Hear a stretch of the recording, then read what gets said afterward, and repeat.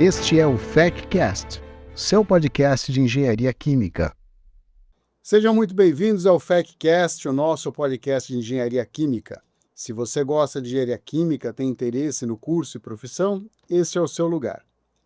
Nem parece, mas já estamos entrando no terceiro ano do FECcast. O tempo passa rápido quando a gente faz o que gosta. Para abrir essa temporada, um programa especial da série Talentos. Hoje não teremos um aluno ou um ex-aluno, mas um docente da casa que recentemente foi agraciado com um dos mais importantes prêmios internacionais de sua área, e pela primeira vez outorgado a um pesquisador latino-americano. O premiado deste ano na categoria Jovem Pesquisador, na Conferência Internacional em Propriedades e Equilíbrio de Fases para Projetos de Produtos e Processos, ou PEPPD, na sigla em inglês, está aqui conosco. Vamos conhecer um pouquinho da trajetória do professor Luiz Fernando Mercier Franco, especialmente no que lhe levou a essa prestigiosa premiação. Luiz, muito obrigado por aceitar conversar conosco e compartilhar um pouco dessa história de sucesso, e meus parabéns pelo prêmio. Obrigado, Supino. Obrigado pelo convite. Fico honrado mais uma vez aqui no FECcast. Eu vou aproveitar por mais uma vez parabenizar pela iniciativa. Acho que é algo bastante importante para a comunidade de engenharia química do país, especialmente aqui saindo da casa, da FEC. Então, parabéns e obrigado. Não sei se merecia um episódio sobre isso, mas de qualquer forma, fico agradecido pelo convite. Com certeza merecido. Luiz, muitos dos nossos ouvintes já conhecem você, mas ainda assim acho importante que você se apresente e conte um pouquinho sobre você. Ok, obrigado. Bom, então, eu nasci em São Paulo, né, capital, e aí no ensino médio comecei a decidir o que eu ia fazer da vida, como todos os nossos estudantes passam por esse momento. E no segundo ano do ensino médio eu queria fazer piano, mamãe não deixou, disse que eu ia virar professor. Depois eu virei professor, mas não de piano. Aí eu decidi fazer física no terceiro ano, e todos me desaconselharam fortemente, porque também ia virar professor. Então eu decidi prestar engenharia, e aí se eu desistisse no meio do caminho porque não gostava de engenharia, eu migraria para física. Isso foi o combinado. Aí eu prestei duas faculdades, a FEI, eu tinha estudado num colégio jesuíta, portanto a FEI também era jesuíta, eu tinha interesse em continuar, a única diferença é que ela tinha uma mensalidade. E a Poli, que era da USP, para quem nasce em São Paulo, a USP é uma referência, na minha família já era uma referência, todo mundo tinha estudado lá, mas tinha estudado Direito. E aí entrei na Poli, por motivos pecuniários, a Poli não cobrava mensalidade, então eu fui para a Poli e estudei lá Engenharia Química. E a minha relação com termodinâmica, que é o tema assim, dessa premiação e do que foi a minha carreira, é mais tardio, porque quando eu estudei currículo mais tradicional, Termo 1, especialmente, Termodinâmica 1, eu odiei profundamente, quase reprovei por falta. Acho que isso é o normal de todo estudante, né, quando está começando a ter o contato com termodinâmica. Eu não compreendi em absoluto o que estava acontecendo. Quem ministrava aula era o professor Antunha, que hoje é um grande amigo, mas na época causava grande revolta porque ele misturava filosofia, termodinâmica, fenômenos de transporte, tudo na mesma aula, de uma forma incompreensível, e eu me tornei a pessoa que eu mais temia. Mas eu demorei para entender o que ele estava falando. Eu acho que eu não estava pronto para entender as coisas que ele estava falando. Mas foi uma influência, o Antunha, uma influência marcante, e que continua sendo, porque de certa forma os laços são impressionantes, né? O Antunha foi professor da Unicamp, da FEC, logo no começo, junto com Wagner e com o Salles Luiz, né? Depois ele voltou, foi para a Poli. Então tem esse vínculo também, né? Ele teve recentemente aqui visitando, com aquela visita que a primeira turma fez aqui à FEC, o Antunha veio, porque ele ministrou aula para a primeira turma, né? Legal. E, bom, e aí depois fiz Termo 2 com o Pedro, que foi aluno da FEC, e foi professor lá na Poli, e fui estagiar na indústria. E aí decidi que, em algum momento, que não era aquilo para mim, e fui fazer IC muito tardiamente, na metade do quarto ano, um curso de 5, e aí consegui uma bolsa FAPESP para fazer IC, e era em termodinâmica. Eu não fui para termodinâmica porque eu gostasse de termodinâmica, mas era o único negócio que dava para programar. E eu comecei a gostar desse troço de programar, achei interessante. Mas eu tive que estudar termodinâmica, né? Porque eu não ia programar qualquer coisa. E fui me apaixonando por aquilo, e aí fiquei. E aí toda a parte da carreira acadêmica natural, mestrado, doutorado, pós-doc, até depois a vida aqui como pesquisador, né? Mas esse comecinho, assim que se deu. Então essa paixão da termodinâmica vem primeiramente por conta da programação, é isso? Eu sempre gostei mais de fenômeno de transporte do que de termodinâmica, na Uhum. graduação. Achava mais bonito. Dava para ver os gradientes, dava para ver a coisa acontecendo. E termodinâmica eu achava meio caixa preta, meio um negócio assim. E demorou para eu entender que era tudo a mesma coisa. Tem gente que ainda, a maior parte ainda não considera a mesma coisa, A maior parte ainda tem essa dificuldade de enxergar, né? de enxergar conjuntamente, né? Uhum. E aí demorou muito tempo para eu consolidar também na minha cabeça isso, muitos anos. Então, na pós-graduação eu fui estudar mecânica estatística, que era uma coisa que a gente não via nos cursos de graduação em engenharia química. E fui me especializar na parte de simulação molecular, que era uma área nova, e que não estava no Brasil ainda bastante incipiente na área de engenharia química. E aí tive muita sorte nessa trajetória, porque o meu último ano da graduação foi 2010, e exatamente nesse ano o professor Frederico Vanderlei Tavares, da Federal do Rio de Janeiro, organizou uma escola avançada de termodinâmica lá na Federal do Rio e trouxe o professor Edward McGinn, da University of Notre Dame, para ministrar um curso de uma semana em dinâmica molecular. O curso era só para pós-graduandos e professores, mas o Pedro escreveu a ele e disse: então eu não disse aqui que eu acho que é bom. Você aceitaria? E o Fred não só aceitou, como ainda me arranjou uma bolsa, não sei se CAPES ou CNPq, para eu poder ir lá assistir o curso. E foi importantíssimo, porque o Ed, né, foi uma pessoa importantíssima para o Brasil, porque ele deu esse curso. Estavam lá todos os grandes professores de termodinâmica do país, em engenharia química, muitos pós-graduandos, eu tentando entender o que estava acontecendo. E no ano seguinte, em 2011, o Ed McGinn voltou para ministrar a segunda escola avançada de termodinâmica em simulação Monte Carlo. E esse foi um vínculo importante, porque depois do meu doutorado eu fui trabalhar com o Ed McGinn lá em Notre Dame.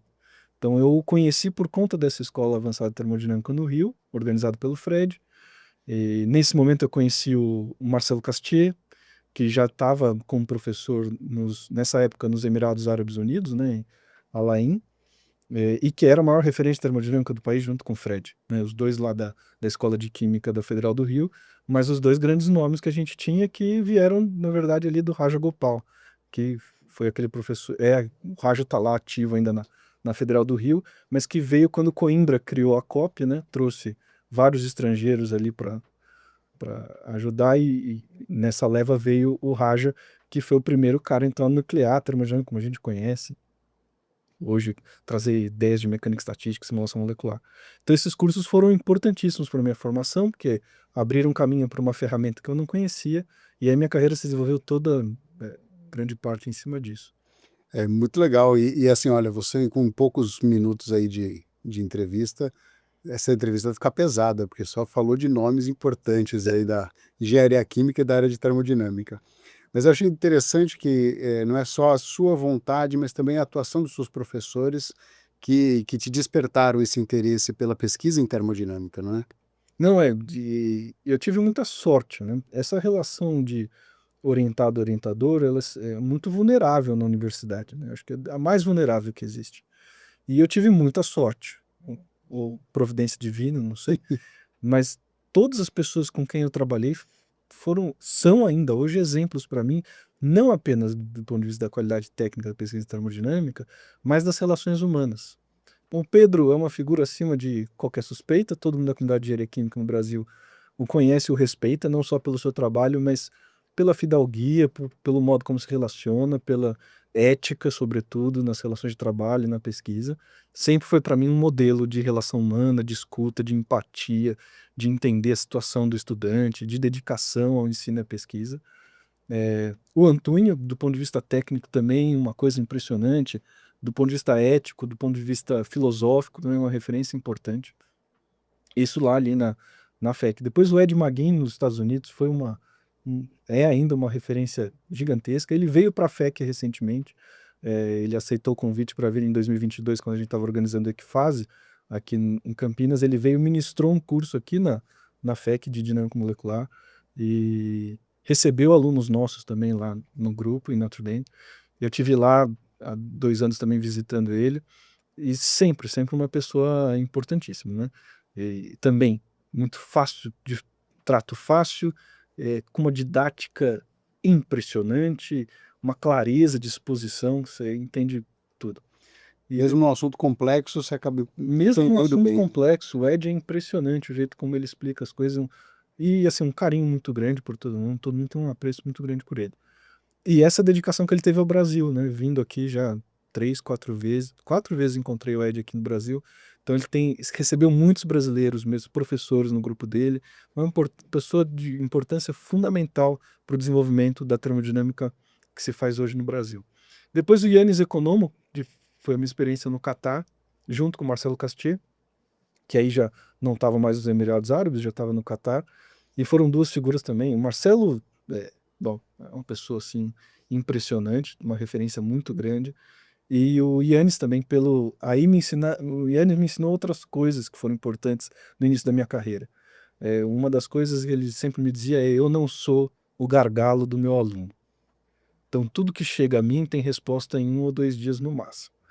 E Impressionante. E isso é muito bom, porque dá a sensação que eu tive com ele, o que eu aprendi de liderança com ele, é aquela liderança pelo exemplo. Então eu trabalhava pra caramba, porque eu via que ele trabalhava pra caramba e que ele nunca me deixava assim, sem ajuda. E quando ele não sabia, era impressionante. Eu lembro de uma reunião, a gente estava discutindo um tópico, ele falou: isso aqui tem um cara em Princeton que sabe. É o Panayotopoulos. Vou escrever um e-mail, a gente marca uma reunião com ele. Na mesma hora ele sentou, escreveu um e-mail, marcou reunião com o cara e a gente. Então, sempre buscando te ajudar. Não tinha aquela sensação de: isso aqui é muito difícil, isso aqui não dá para fazer. Isso aí. Não, sempre apoiando. Isso ajuda muito no desenvolvimento da pesquisa, né? Então, essas figuras são ainda imprescindíveis, assim. Perfeito. Luiz, o que é esse prêmio Jovem Pesquisador do PEPPD? Tem uma sigla meio A sigla é longa. confusa, né? Longa, PPPD. Esse congresso não nasce com esse nome, ele nasce em 77. Um dos idealizadores foi o Sandler, que é bem famoso, tem um livro que é muito usado, né, nos cursos de termodinâmica do país, é professor em Delaware. E na época havia uma preocupação muito grande do distanciamento entre o que acontecia na indústria e o que acontecia do ponto de vista mais fundamental na academia. Então, nos Estados Unidos, eles tinham essa preocupação, então fizeram essa primeira reunião em 77 para juntar pessoas, né? E no início do PPPD, metade da conferência eram pessoas da indústria, só para ter uma dimensão do que eles estavam tentando fazer, né? E aí eles fizeram em 77 um primeiro congresso, em 80 eles fizeram em Berlim, aí já foi para a Alemanha, foi o Helmut Knapp, que foi um grande professor em Berlim. O Helmut Knapp tem uma história fantástica, daria para fazer vários podcasts só sobre a história do Helmut Knapp, mas ele basicamente trabalhou na Messer há muito tempo. Ele projetava plantas de gás natural, ficou nos Estados Unidos um tempo, depois foi professor em Berlim. Então, alguém que tinha uma experiência industrial muito grande, e paralelamente ao que estava acontecendo nos Estados Unidos, ele tinha criado uns seminários de termodinâmica aplicada na Europa, que hoje são o ESAT, aí a gente pode também depois falar disso, que por um acaso eu também fui o primeiro brasileiro a ganhar o prêmio Helmut Knapp do ESAT, que é a Conferência Europeia de Termodinâmica, em 2015. Então, o Helmut Knapp faz o segundo, que ainda não chamava PPPD, em 80 em Berlim. E aí eles decidem, então, criar essa conferência para ficar de 3 em 3 anos, originalmente Europa e Estados Unidos, ou América do Norte. Em 2001 foi a primeira vez que foi feito fora desse eixo, foi no Japão, 2010 na China e 2013 foi organizado aqui, Brasil e Argentina, conjuntamente na fronteira, lá em Iguaçu. Mas aí, com o tempo, a massa crítica foi crescendo. Então, em 98, eles criaram o Prêmio Prausnitz, que é um prêmio da carreira toda. Aí, os nomes que ganharam o Prêmio Prausnitz são todos, assim, a bibliografia de termodinâmica que a gente conhece. 2 professores de Princeton, que é o Panayotopoulos e o De Benedetti, bom, vários professores ganharam, assim, de renome mundial, muitos americanos ganharam esse Prêmio Prausnitz. E há 2 edições, eles criaram, então, um prêmio para jovens pesquisadores. E a ideia era valorizar pessoas que tivessem ou no início da carreira ou no meio da carreira, até 40 anos, então eles colocaram esse limite etário, que tivessem grandes contribuições para essa área. E, de fato, então, eu sou o terceiro ganhador do prêmio, os 2 primeiros são europeus, o Félix Liovel, da Espanha, e o Otto Moltz, que é grego, mas é professor em Delft, na Holanda, que foi o ganhador da última edição. Então eu acho que isso é bacana porque, claro que eu estou feliz pessoalmente, mas sobretudo para a comunidade brasileira, porque é uma conferência que agora é mundial, mas que nasce num eixo Europa-Estados Unidos e que agora começa a reconhecer o trabalho, de alguma forma, a qualidade do trabalho que a gente faz aqui no Brasil em pesquisa em termodinâmica. E na sua opinião, qual é a principal contribuição que o levou a esse prêmio, né, no conjunto aí da sua obra até essa faixa etária de 40 anos, que você ainda está um pouco abaixo disso, mas o que você enxerga que tenha sido a sua principal contribuição na área de termodinâmica para ser premiado? É sempre difícil falar, né? Eu não sei dizer. Falar de si mesmo é Falar de difícil, né, si mas mesmo tem é que... difícil. Eu também não li as cartas de recomendação. Esse prêmio, ele você não se inscreve. Então, alguém da comunidade é que te indica.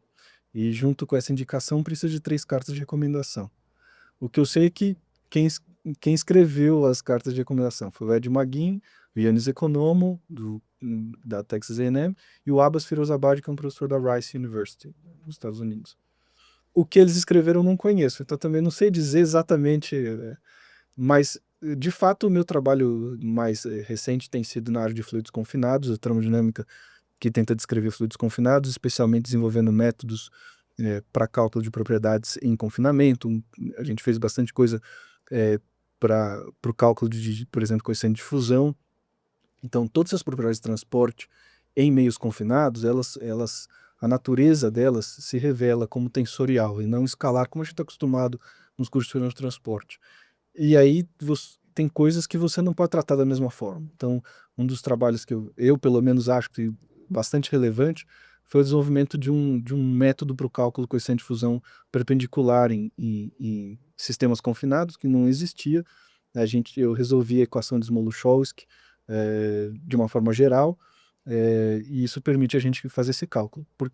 E ainda grande parte da literatura ainda calcula usando o método de Einstein, mas esse método não vale para essa condição de confinamento. Então, esse é um trabalho que eu acho que foi relevante, entre muitos outros que a gente foi desenvolvendo nesse período. Em especial, desde que eu estou aqui na FEC, essa área de fluidos confinados cresceu, a gente conseguiu fazer coisas que ainda não tinham sido feitas, agora a gente invadiu a parte de condutividade térmica, acabou de ter uma publicação super relevante no que a gente chama de efeito chocalho, que é quando você tem uma dissorção acontecendo num meio, né? Então imagina metano sendo absorvido numa zeólita, a condutividade térmica cai, e pode cair 40% dependendo da quantidade absorvida. E aí a gente conseguiu explicar fisicamente o que acontece por conta da absorção do espalhamento de fônons nesse sistema, e a gente conseguiu mostrar, então, digamos, a natureza física do efeito chocalho nesses sistemas. Entre muitas outras preciosidades que vão sendo acontecendo. Também desenvolvendo de equações de estado, a gente tem todo um trabalho em equações de estado para fluidos confinados, a partir de mecânica estatística, isso também é uma coisa bastante relevante, assim, eu acho. Hoje a gente está aplicando isso em projetos com empresas. E um outro lado mais teórico é uma equação de estado para partículas não esféricas, que envolve uma matemática super sofisticada e que também tem sido um trabalho bem interessante, assim. Então acho que é o meio que eles olham um pouco assim o conjunto da obra, quer dizer, a qualidade do seu trabalho, né? E eu acho que em Fluidos Confinados foi a parte que eu mais contribuí recentemente. O interessante são trabalhos de ponta, né? Você está falando aí de várias inovações, tanto em metodologia quanto em equacionamento, a parte matemática, e também imagino que seja o foco dessa conferência, né? A interação com a indústria, que você comentou que no início foi o que motivou a criação dessa conferência. Então, o seu trabalho também tem uma aplicação direta para a indústria, não? Ainda no Brasil é bastante incipiente, né? A nossa indústria tem possibilidade de se tornar mais competitiva e, portanto, investir mais em pesquisa e desenvolvimento hardcore, né? Não esse P&D de marketing, mas o P&D de fato de inovação tecnológica, mas principalmente na indústria lá fora existem esses centros de pesquisa que estão preocupados com esse tipo de questão. Então a gente tem hoje projetos com empresas, especialmente da área de energia, Petrobras, Total Energies, Petronas, Petrobras, claro, nacional, mas um projeto grande em que a gente aplica simulação molecular e tal, um projeto com a Total Energies, e aí ela está aqui no Brasil, mas também em colaboração com o pessoal na França.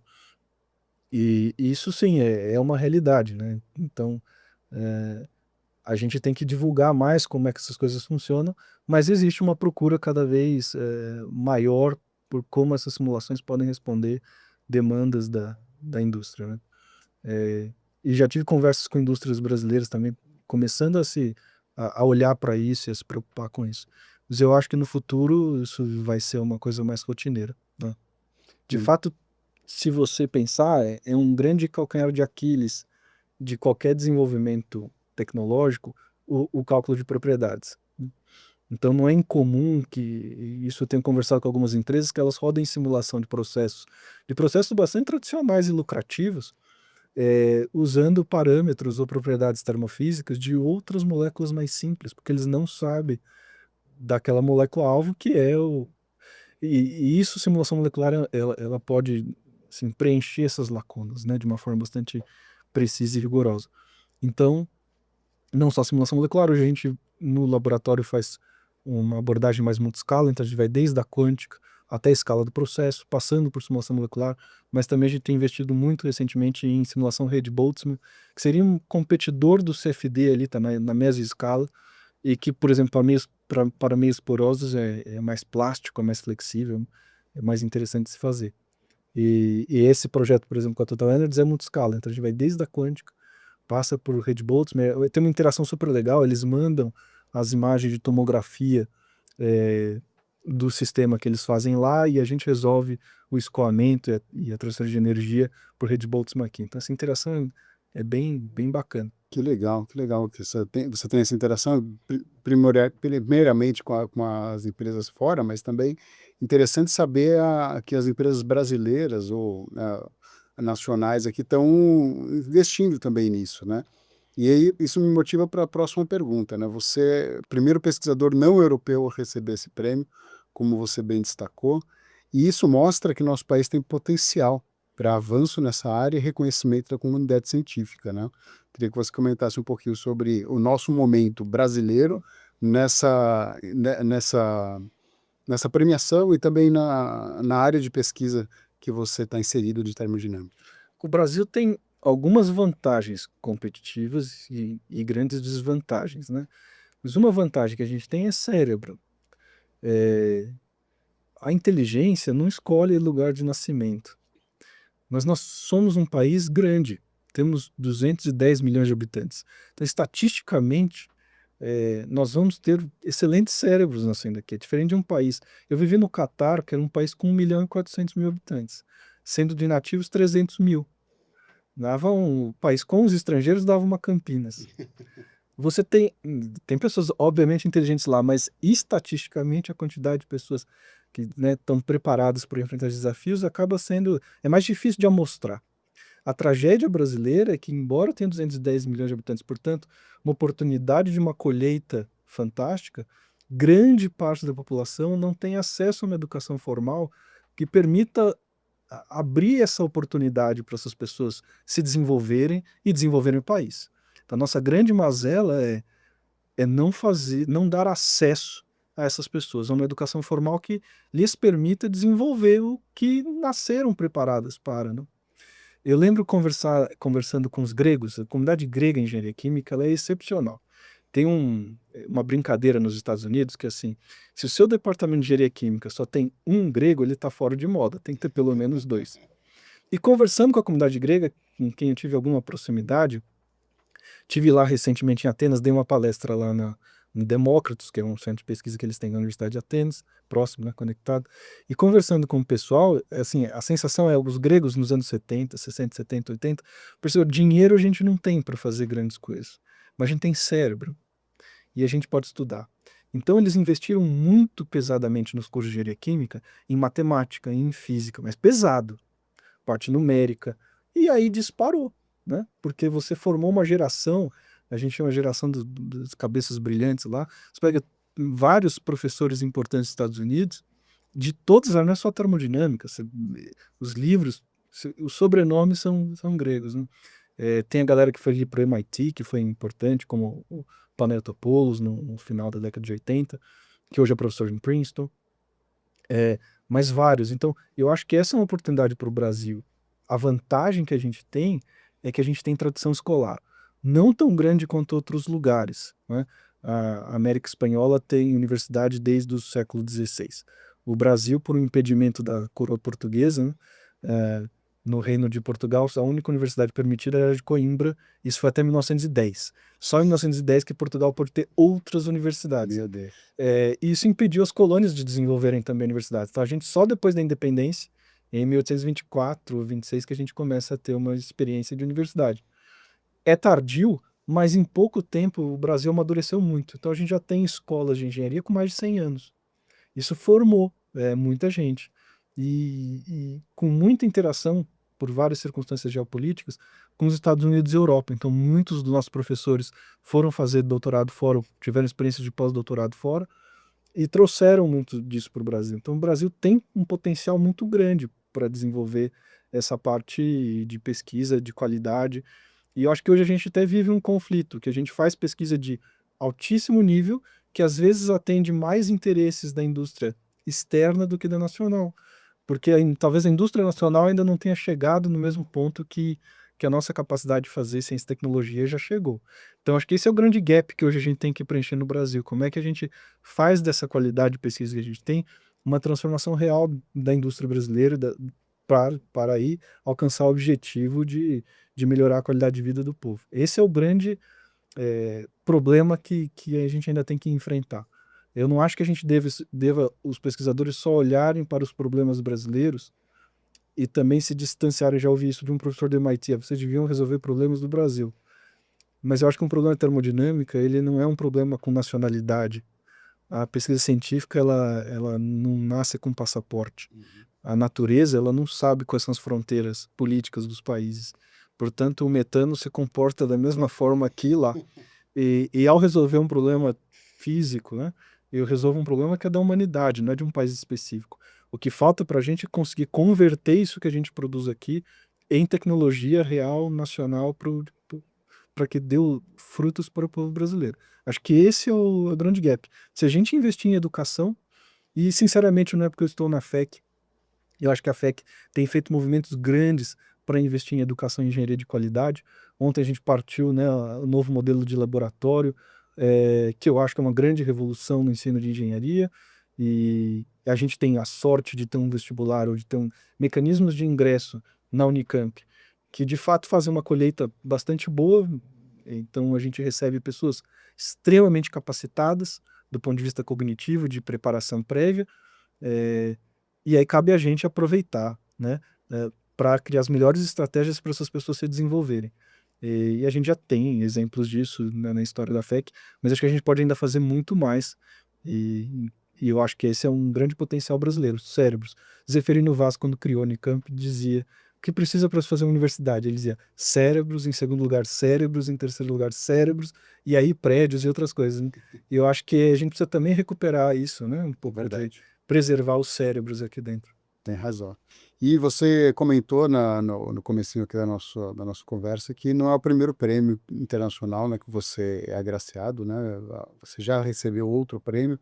Queria que você refletisse um pouquinho sobre esse passado, o presente desse prêmio e o futuro da tua área de pesquisa, os seus planos para avançar ainda mais nessa área de pesquisa. Não, perfeito. Não, então esse outro prêmio foi em 2015 no ESAT, que é o European Symposium on Applied Thermodynamics, que seria o Congresso Europeu de Termodinâmica. Quando eu falo de termodinâmica, estou falando dessa termodinâmica mais conectada à engenharia química, que existem outras conferências de termodinâmica, como o ICCT, que ainda tem um pouco próximo à engenharia química, mas tem mais uma comunidade de química, tem outras que tem mais uma comunidade de física, né? Mas eu estou falando dessas que têm profunda relação com a indústria, com a engenharia química, como a gente conhece. Então, o ESAT é essa conferência europeia que nasceu também ali nos seminários do Helmut Knapp em 74, então próximo da origem do PPPD. E eles dão um prêmio lá para apresentação de melhor apresentação de um trabalho, só que é diferente do que a gente está acostumado aqui no Brasil, não é assim na hora. Também alguém tem que te indicar previamente, mandar currículo, carta de recomendação, e aí sim, na hora você apresenta. E eu não queria ir para esse congresso, porque tinha que viajar até a Grécia, eu não estava querendo viajar, e eu lembro que o meu orientador disse assim, você vai nem que seja amarrado, né? E eu não tinha eu achava que não tinha a menor chance de ganhar. Eu estava terminando o doutorado, era meu último ano do doutorado, e aí a gente tem esse complexo de inferioridade no Brasil, não? O síndrome do impostor. A gente sempre acha que o que a gente faz não tem qualidade suficiente para brigar com os caras que estão lá fora, né? Então, o meu primeiro susto com isso, eu estava nos Estados Unidos, ainda um pouco antes dessa data, fazendo o meu sanduíche lá, e eu lembro de um americano que tinha se formado na Berkeley e via perguntar para mim, Liz, me explica esse negócio de difusão, lei de Fick. Eu falei, mas você é americano, como é que você não sabe? Quer dizer, ali eu revelei todo o meu preconceito, né? Como é que um americano ia perguntar para um brasileiro uma coisa científica? Mas ali eu comecei a entender que a gente sabe, a nossa educação é muito boa, num nível excepcional, assim, padrão ouro mesmo. E aí, em 2015, eu tive essa grata surpresa de ganhar o prêmio e me abriu muitas portas, porque eu comecei a ser um pouco mais conhecido, e aí que eu recebi o convite para fazer alguns pós-docs na Europa, e aí veio esse convite também para ir para o Catar, e eu achei interessante viver no Oriente Médio, né? Ou era naquele momento, ou não seria em outro. E o Yannis Economou é um grande nome da área, então eu falei, uma oportunidade de ouro, e aí eu fui. Mas foi de fato esse prêmio em 2015 que abriu. Eu fui o primeiro brasileiro a ganhar, mas recentemente outro brasileiro ganhou, que é o Gabriel, e ele faz doutorado na Dinamarca. Ele fez engenharia química na UFRJ, na Escola de Química, e foi fazer doutorado na DTU, na Dinamarca. E aí ele recentemente recebeu o Helmut Knapp. E o ganhador do ano passado, o ESAT do ano passado foi em Edimburgo. O ESAT acontece a cada 2 anos. O ganhador foi o Beni, que é um aluno de Stuttgart, né, da Universidade de Stuttgart, faz doutorado com um dos maiores grupos tecnológicos lá, que é do Joachim Gross, que foi quem desenvolveu a PC-Saft, comunicação do Estado, que está no Aspen. E o Beni agora está aqui na FEC, veio fazer um sanduíche no Brasil, né? Vai passar 3 meses aqui, está aqui trabalhando comigo no laboratório. Então, o Helmut Knapp foi conectando também Legal pessoas isso. de alguma forma. Que legal.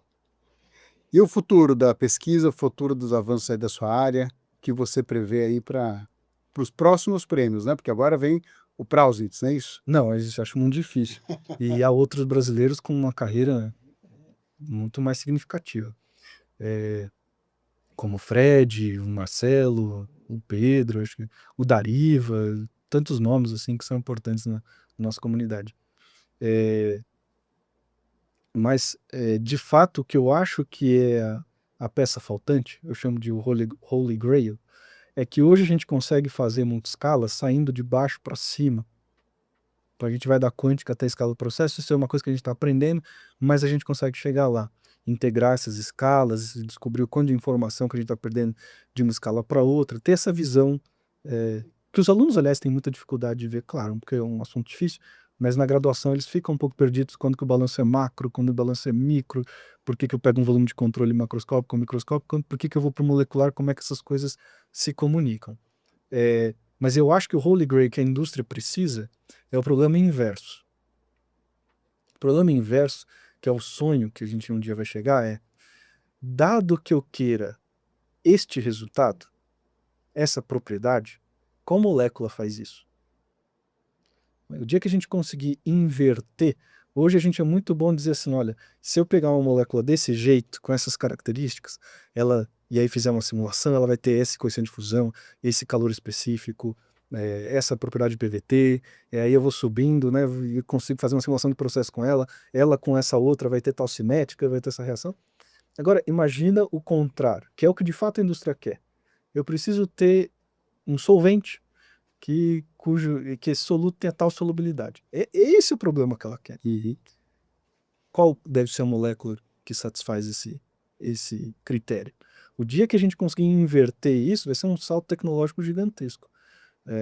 Então, acho que o futuro é por aí. Então, o primeiro passo é esse que a gente está dando, integrar as escalas, ter o máximo de compreensão de como se deve fazer isso, desde a realidade quântica até a realidade do processo, para no futuro inverter tudo. Quer dizer, dado que eu queira ter uma propriedade que atende à sociedade de alguma forma, que tem uma característica XYZ, qual é a molécula, quais são as moléculas que satisfazem esse Muito critério. legal, muito legal. Quem sabe? É um sonho, quem sabe um dia a gente chegue lá. Realmente parece uma coisa bem para o futuro, né?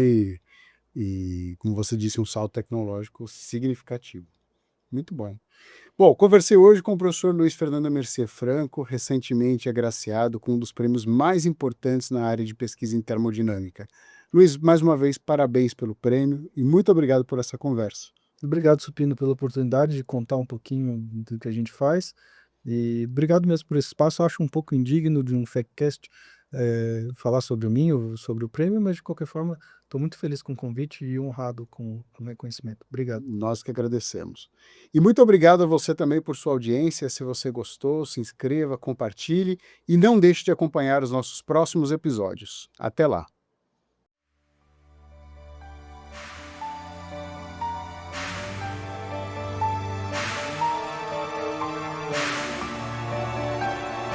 Muito obrigado por ter ouvido o FAQcast.